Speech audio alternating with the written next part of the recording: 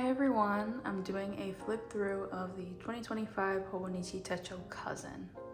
This planner is a A5 size and I do have a clear cover on it. It does not come with the Hobonichi, but I got it separately just in case you were wondering. There are colored tabs to separate the sections of the planner, but there are no tabs that are sticking out. So the gray, thicker section is going to be your monthly and weekly sections of the planner, and then the colorful tabs are going to be your dailies.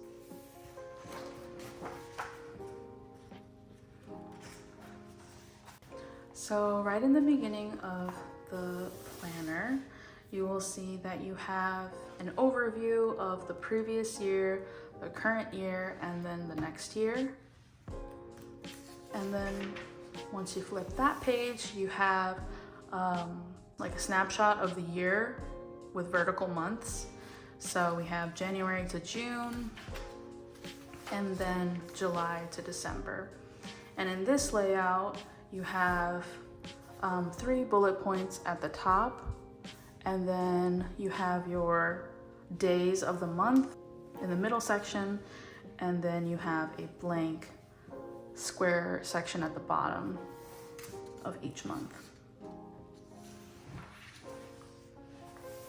And then you jump right into your monthly view. The cousin does have a whole month of December 2024, and then after that it jumps right into January of the following year. So just in case you're waiting for your planner to come in, you still have a month of the previous year. So right here we get into January of 2025, and the monthly layout does start on Monday in this planner, and then the weekend will be all the way to your right, Saturday and Sunday. And then you do have a blank column to fill out with whatever you want to. And then you do have some space at the bottom of the monthly view here as well. So just showing you February and March. And I do want to point out that the paper is pretty thin. It's if you've ever like touched a Bible, I would say it's like slightly thicker than Bible paper, but it is thinner than regular paper. Now, let's see. A little Google. So the notebook has I'm saying it wrong, Tomoe river paper, opens completely flat, blah, blah, blah. Okay, so this is a different kind of paper. It's not your standard paper feel. Like I said, a little bit thicker than Bible paper, but it's still very thin. I do want to show you that you do have December of the planner year, and you also get January of the following year, which in this case is 2026, February, and March. So do with that information what you will. And then you get right into your weekly view. So in your weekly view, you do have a column, a blank column all the way to the left. Remember that the weeks start on a Monday, and it does have the last few days of December, and then we jump right into 2026. So it shows the full week, and you got your Saturday and Sunday all the way to the right. I do want to point out that the planner is laid out or formatted in 24-hour and military time. So it starts at 5 a.m. and then ends at 4 a.m. So,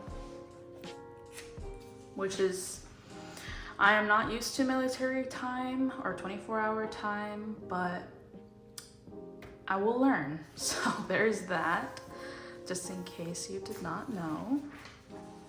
And we're just gonna flip through January and show you what the transition looks like from January to February.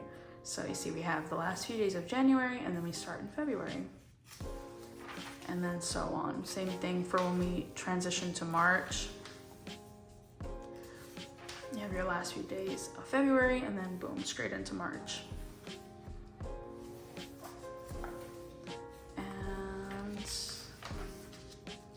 let's look at December, because December is when things start to change. Here we have the last few days of December of the planner year, and then we get the first few days of January in the following year. So just a little thing to note. And then you're turning the page to a new year, or your dailies. So you get this blank page between the weekly and the daily view. For every month you get a completely blank page, and then you get the first day and so on. Now for the daily, you have the month, the date, the day of the week, and a moon phase, which I thought was pretty neat. And then you have your 5 bullet points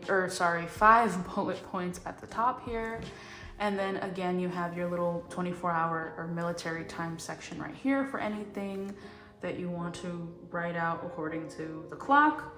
And then you have a little quote or saying at the bottom of every day, and just a little view of the calendar month to see where you're at.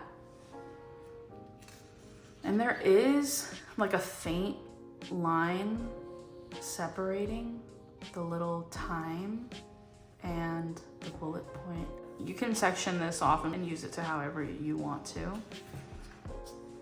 And so you get one dedicated page for every day. So here's the second. There's our moon phase, our bullet points, our military time, our saying. Same thing over here. And don't forget you have your color tabs to separate that we are in January from the other months. And let's look at the transition to February. So here we have January 31st, and then February, our blank page and our daily page. And then again, the transition to March real quick.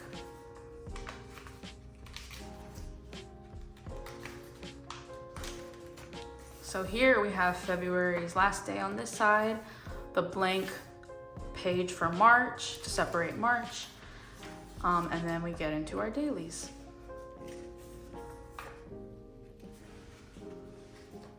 And then you have your different color tabs for the different months. And we're just going to take a look at December, last day of December right here. And then after that, we have some blank grid paper. You have 3 of these, 1, 2, and if I can separate it, 3 front and back graph paper pages. You also have a timetable. You can write your schedule in here. You have 2 of those. And then you have graph paper to track whatever you want, and then some space under the graph paper. You have your favorite sections. You can write favorite restaurants, favorite movies, favorite shopping places, favorite songs, books, whatever you want to write here. You have your 100 list, whatever you want to do. Movies you've seen, books you've read, blah, blah, blah, up to you. Some samples, symbols, and icons if you want to use those throughout your journaling or planning. Then you have a fun little comic on how to keep a diary. And then you have a page with some information on some noodles, types of noodles, words to remember section, which you can use all these spaces however you want. You have a 365 days checkoff sheet. Then you have this page with some information on how to get the most out of your Hobonichi. So there's a QR code which takes you to the site and gives you some fun tips and information on how you can use it.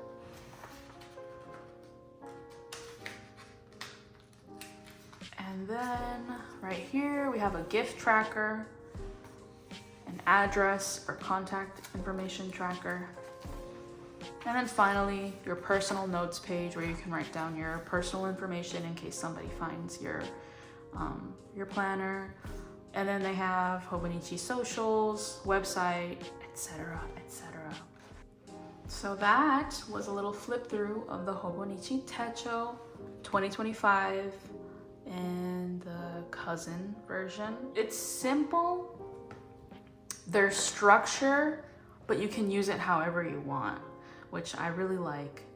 Now, I do want to note that there are different versions of this planner. They have the original, which is an A6 size, it's smaller. They have a weekly. So you can really just do your research on this planner and see what do you think will best fit your needs. I've seen a lot of people start off with the weekly version of this planner, and then once they use that in a year, they promote themselves to getting an original, and then from there promote themselves to getting the cousin.